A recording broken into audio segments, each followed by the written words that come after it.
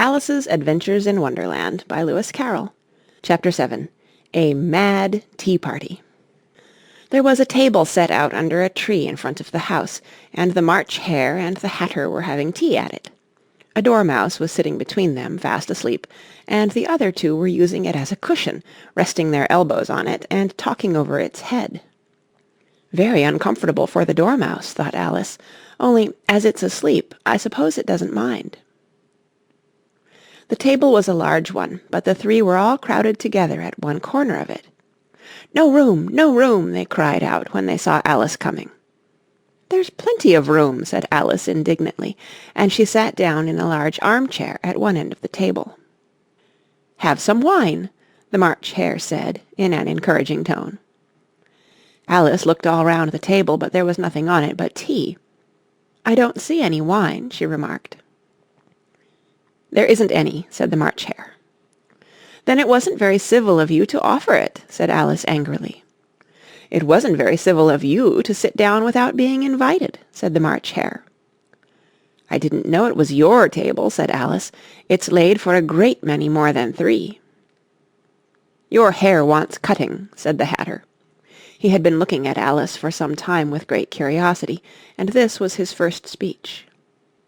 "You should learn not to make personal remarks," Alice said with some severity. "It's very rude." The Hatter opened his eyes very wide on hearing this, but all he said was, "Why is a raven like a writing-desk?" "Come, we shall have some fun now," thought Alice. "I'm glad they've begun asking riddles. I believe I can guess that," she added aloud. "Do you mean that you think you can find out the answer to it?" said the March Hare. "Exactly so," said Alice. "Then you should say what you mean," the March Hare went on. "I do," Alice hastily replied. At least, I mean what I say. That's the same thing, you know." "Not the same thing a bit," said the Hatter. "You might just as well say that I see what I eat is the same thing as I eat what I see." "You might just as well say," added the March Hare, "that I like what I get is the same thing as I get what I like." "You might just as well say," added the Dormouse, who seemed to be talking in his sleep, "that I breathe when I sleep is the same thing as I sleep when I breathe." "It is the same thing with you," said the Hatter, and here the conversation dropped, and the party sat silent for a minute, while Alice thought over all she could remember about ravens and writing-desks, which wasn't much. The Hatter was the first to break the silence. "What day of the month is it?" he said, turning to Alice.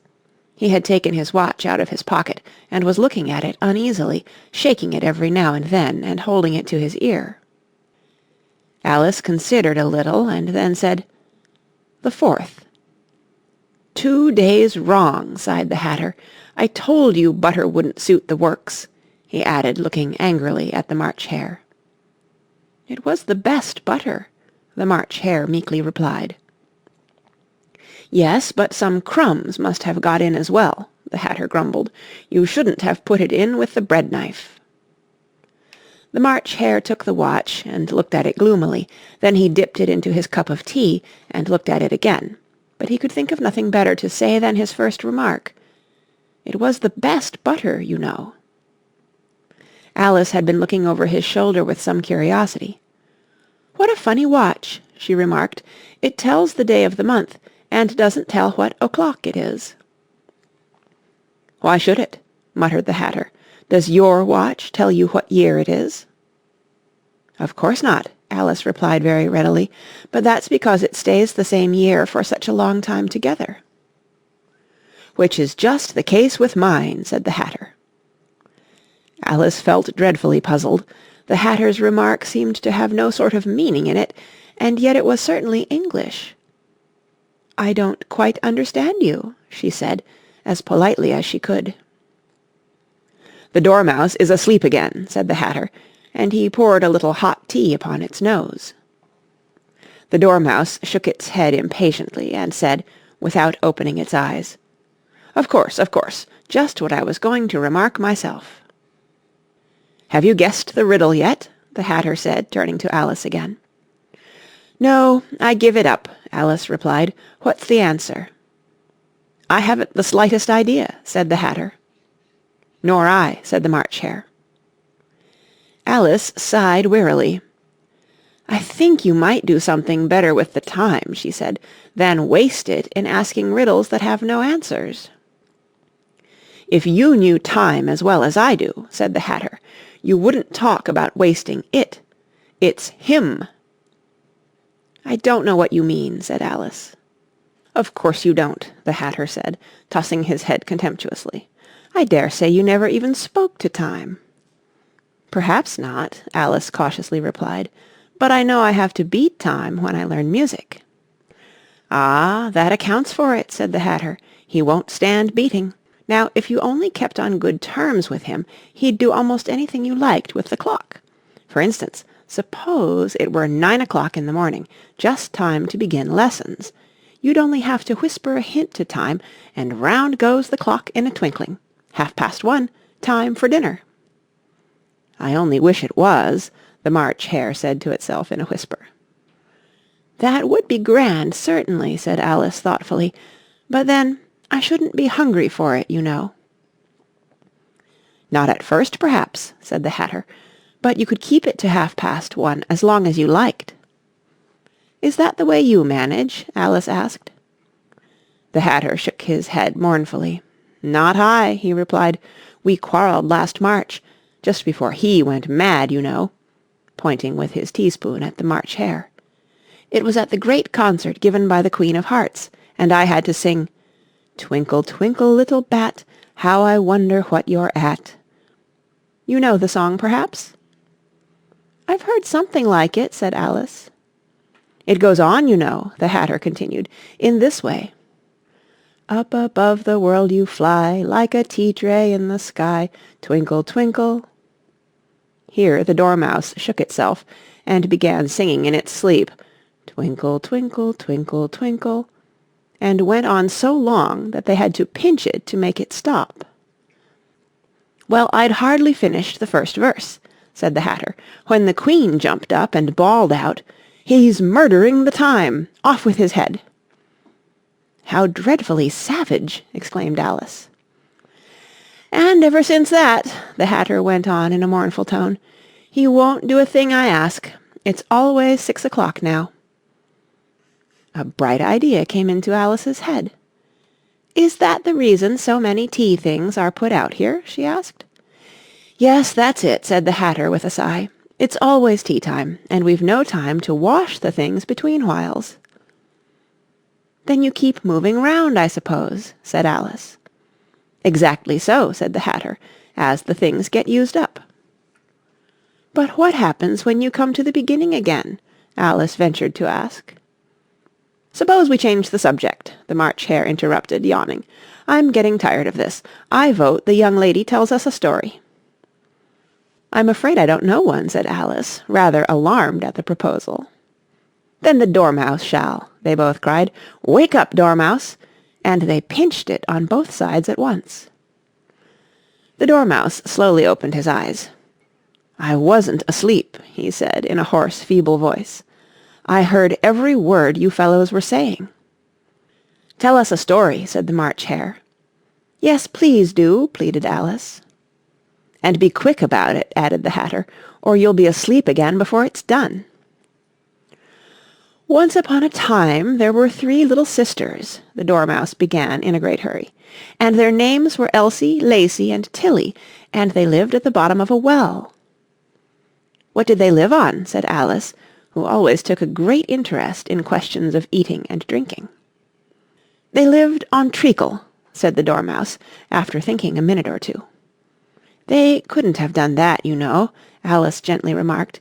"They'd have been ill." "So they were," said the Dormouse, "very ill." Alice tried to fancy to herself what such an extraordinary way of living would be like, but it puzzled her too much, so she went on. "But why did they live at the bottom of a well?" "Take some more tea," the March Hare said to Alice very earnestly. "I've had nothing yet," Alice replied in an offended tone, "so I can't take more." "You mean you can't take less," said the Hatter. "It's very easy to take more than nothing." "Nobody asked your opinion," said Alice. "Who's making personal remarks now?" the Hatter asked triumphantly. Alice did not quite know what to say to this, so she helped herself to some tea and bread and butter, and then turned to the Dormouse and repeated her question. Why did they live at the bottom of a well? The Dormouse again took a minute or two to think about it, and then said, "It was a treacle well." "There's no such thing," Alice was beginning very angrily, but the Hatter and the March Hare went, "Shh, shh," and the Dormouse sulkily remarked, "If you can't be civil, you'd better finish the story for yourself." "No, please go on," Alice said very humbly. "I won't interrupt again. I dare say there may be one." "One indeed," said the Dormouse indignantly. However, he consented to go on. "And so these three little sisters, they were learning to draw, you know." "What did they draw?" said Alice, quite forgetting her promise. "Treacle," said the Dormouse, without considering at all this time. "I want a clean cup," interrupted the Hatter. "Let's all move one place on." He moved on as he spoke, and the Dormouse followed him. The March Hare moved into the Dormouse's place, and Alice rather unwillingly took the place of the March Hare. The Hatter was the only one who got any advantage from the change, and Alice was a good deal worse off than before, as the March Hare had just upset the milk jug into his plate. Alice did not wish to offend the Dormouse again, so she began very cautiously, "But I don't understand. Where did they draw the treacle from?"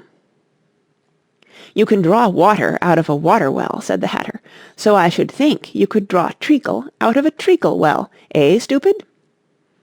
"But they were in the well," Alice said to the Dormouse, not choosing to notice this last remark. "Of course they were," said the Dormouse. "Well in." This answer so confused poor Alice that she let the Dormouse go on for some time without interrupting it. "They were learning to draw," the Dormouse went on, yawning and rubbing its eyes, for it was getting very sleepy, "and they drew all manner of things, everything that begins with an M." "Why with an M?" said Alice. "Why not?" said the March Hare. Alice was silent. The Dormouse had closed its eyes by this time, and was going off into a doze, but on being pinched by the Hatter, it woke up again with a little shriek, and went on, "That begins with an M, such as mousetraps, and the moon, and memory, and muchness. You know you say things are much of a muchness. Did you ever see such a thing as a drawing of a muchness?" "Really, now you ask me," said Alice, very much confused, "I don't think—" "Then you shouldn't talk," said the Hatter. This piece of rudeness was more than Alice could bear. She got up in great disgust and walked off. The Dormouse fell asleep instantly, and neither of the others took the least notice of her going, though she looked back once or twice, half hoping that they would call after her. The last time she saw them, they were trying to put the Dormouse into the teapot. "At any rate, I'll never go there again," said Alice, as she picked her way through the wood. "It's the stupidest tea-party I ever was at in all my life." Just as she said this, she noticed that one of the trees had a door leading right into it. "That's very curious," she thought, "but everything's curious today. I think I may as well go in at once." And in she went. Once more she found herself in the long hall and close to the little glass table. "Now I'll manage better this time," she said to herself, and began by taking the little golden key and unlocking the door that led into the garden. Then she went to work nibbling at the mushroom. She had kept a piece of it in her pocket, till she was about a foot high. Then she walked down the little passage, and then she found herself at last in the beautiful garden, among the bright flower beds and the cool fountains. End of Chapter 7, read by Kara Schallenberg, March 2010, in San Diego, California.